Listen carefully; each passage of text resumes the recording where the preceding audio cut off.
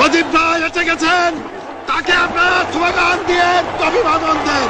শেখ মুজিবের পথ ধরো, বাংলাদেশ স্বাধীন করো, মুজিব ভাইয়ের পথ ধরো, বাংলাদেশ স্বাধীন করো, পাশের মাঠে তৈরি করো, বাংলাদেশ স্বাধীন করো, বীর বাঙালি অস্ত্র ধরো, বাংলাদেশ স্বাধীন করো। বীর আপনারা জোরে স্লোগান ধরেন, আমার দেশ তোমার দেশ, বাংলাদেশ, বাংলাদেশ, আমার দেশ তোমার দেশ, বাংলাদেশ, বাংলাদেশ, স্বাধীন করো, স্বাধীন করো, বাংলাদেশ স্বাধীন করো।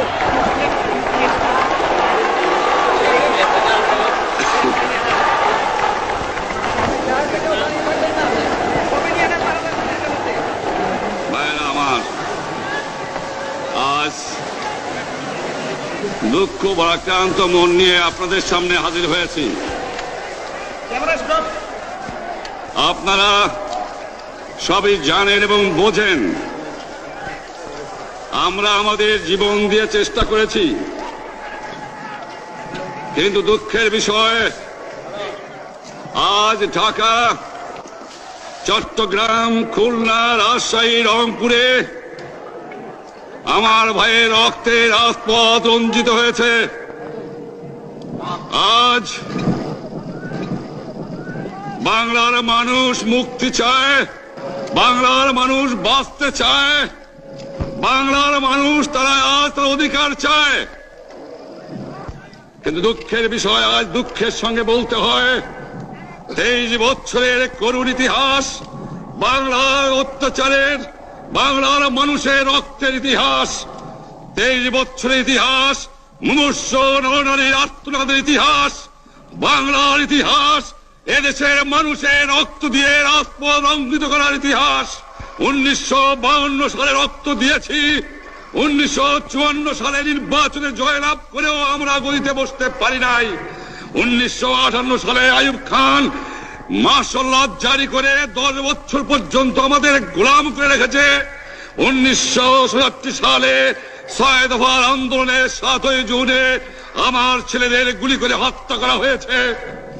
1969 আন্দোলনে আইয়ুব খানের পতন হওয়ার পরে যখন ইয়াহিয়া খান সাহেব সরকার নিলেন, তিনি বললেন দেশে শাসনতন্ত্র দেবেন, গণতন্ত্র দেবেন, আমরা মেনে নিলাম। তারপরে অনেক ইতিহাস হয়ে গেল, নির্বাচন হলো। আপনারা জানেন দোষ কি আমাদের? আজকে আমি প্রেসিডেন্ট ইয়াহিয়া খান সাহেবের সঙ্গে দেখা করেছি, আপনারা জানেন, আলাপ আলোচনা করেছি। আমি শুধু বাংলার নয়, পাকিস্তানের মেজরিটি পার্টির নেতা হিসাবে তাকে অনুরোধ করলাম 15ই ফেব্রুয়ারি তারিখে আপনি জাতীয় পরিষদের অধিবেশন দেন। তিনি আমার কথা রাখলেন না, তিনি রাখলেন ভুট্টো সাহেবের কথা। তিনি বললেন প্রথম সপ্তাহে মাসে হবে, তিনি মানে নিলেন। আমরা বললাম ঠিক আছে, আমরা অ্যাসেম্বলিতে বসবো, আমরা আলোচনা করব। আমি বললাম বক্তৃতার মধ্যে, অ্যাসেম্বলির মধ্যে আলোচনা করব। এমনকি আমি এ পর্যন্ত বললাম যদি কেউ ন্যায্য কথা বলে, আমরা সংখ্যায় বেশি হলেও একজন যদিও সে হয়, তার ন্যায্য কথা আমরা মেনে নেব।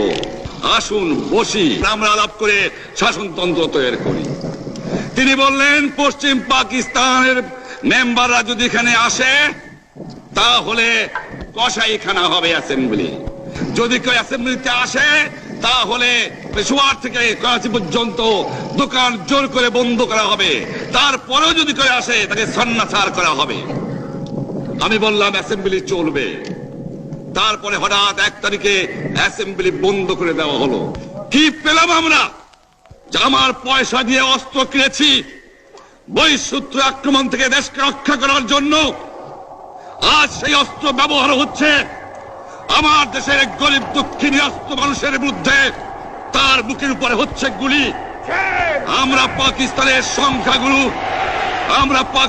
সংখ্যাগুরু, আমরা বাঙালিরা যখনই ক্ষমতায় যাওয়ার চেষ্টা করেছি, যখনই এদেশের মালিক হবার চেষ্টা করেছি, তখনই তারা আমাদের উপর ঝাঁপিয়ে পড়েছেন। তারা আমাদের ভাই। আমি বলেছি তাদের কাছে এই কথা যে আপনারা কেন আপনার ভাইয়ের বুকে গুলি মারবেন? আপনাদের রাখা হয়েছে যদি বহিঃশত্রু আক্রমণ করে তার থেকে দেশকে রক্ষা করার জন্য। তারপরে উনি বললেন যে আমার নামে বলেছেন, আমি নাকি বলে স্বীকার করেছি যে 10 তারিখে রাউন্ড টেবল কনফারেন্স হবে। আমি উনাকে একথা বলে দেবার চাই, আমি তাকে তা বলি নাই। টেলিফোনে আমার সঙ্গে তার কথা হয়। তাকে আমি বলেছিলাম, জনাব ইয়াহিয়া খান সাহেব, আপনি পাকিস্তানের প্রেসিডেন্ট, দেখে যান, ঢাকায় আসেন কিভাবে আমার গরিবের উপরে, আমার বাংলার মানুষের বুকের উপরে গুলি করা হয়েছে, কি করে আমার মায়ের কোল খালি করা হয়েছে, কি করে মানুষকে হত্যা করা হয়েছে। আপনি আসুন, দেখুন, বিচার করুন, তারপরে আপনি ঠিক করুন। আমি এই কথা বলেছিলাম। হঠাৎ আমার সঙ্গে পরামর্শ না করে বা আমাদের সঙ্গে আলোচনা না করে 5 ঘন্টা গোপনে বৈঠক করে যে বক্তৃতা তিনি করেছেন এবং যে বক্তৃতা করে অ্যাসেম্বলি করেছেন, সমস্ত দোষ তিনি আমার উপরে দিয়েছেন, বাংলার মানুষের উপরে দিয়েছেন।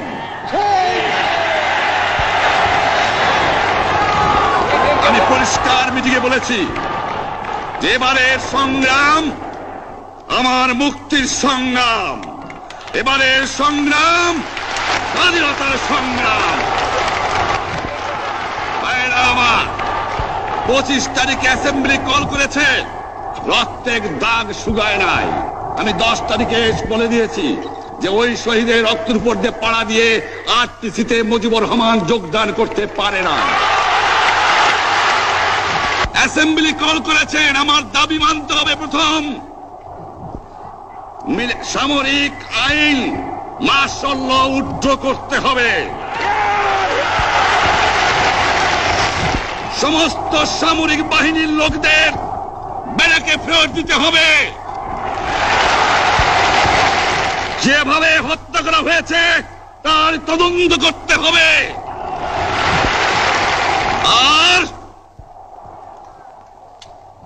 জনগণের প্রতিনিধির কাছে ক্ষমতা হস্তান্তর করতে হবে। তারপরে বিবেচনা করে দেখব আমরা অ্যাসেম্বলিতে বসতে পারবো কি পারবো না। এর পূর্বে অ্যাসেম্বলিতে বসার, আমরা অ্যাসেম্বলিতে বসতে আমরা পারি না। জনগণ সে অধিকার আমাকে দেয় নাই। ভাইয়েরা আমার, তোমরা আমার উপর বিশ্বাস আছে? আমি প্রধানমন্ত্রিত্ব চাই না, আমরা দেশের মানুষের অধিকার চাই। আর যদি একটা গুলি চলে, আর যদি আমার লোকের উপর হত্যা করা হয়, তোমাদের উপর কাছে আমার অনুরোধ রইল, প্রত্যেক ঘরে ঘরে দুর্গ গড়ে তোলো। তোমাদের যা কিছু আছে তাই নিয়ে শত্রুর মোকাবেলা করতে হবে,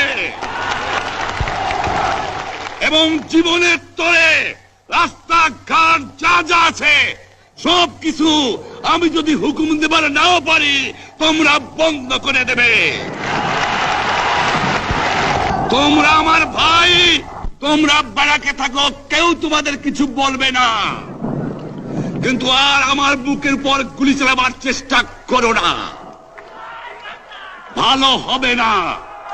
7 কোটি মানুষকে দাবায় রাখতে পারবো না। আমরা যখন মরতে শিখেছি তখন কেউ আমাদের দবাতে পারবে না।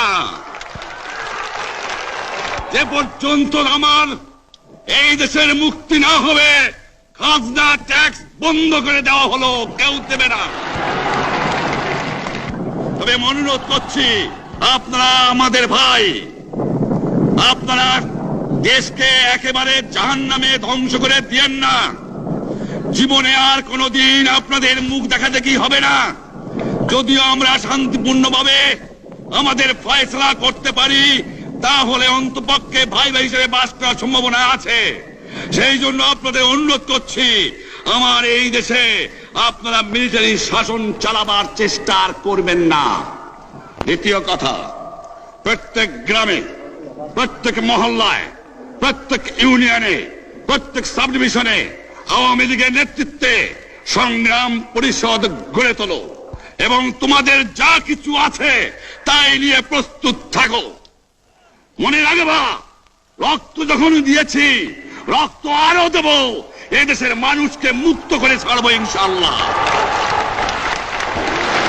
এবারে সংগ্রাম আমাদের মুক্তির সংগ্রাম, এবারে সংগ্রাম স্বাধীনতার সংগ্রাম। আপনারা আমার উপরে বিশ্বাস নিশ্চয়ই রাখেন। জীবনে আমার রক্তের বিনিময়েও আপনাদের সঙ্গে বেঈমানি করি নাই। প্রধানমন্ত্রিত্ব দিয়ে আমাকে নিতে পারে নাই, ফাঁসি কাস্টে আসামি দিয়ে আমাকে নিতে পারে নাই।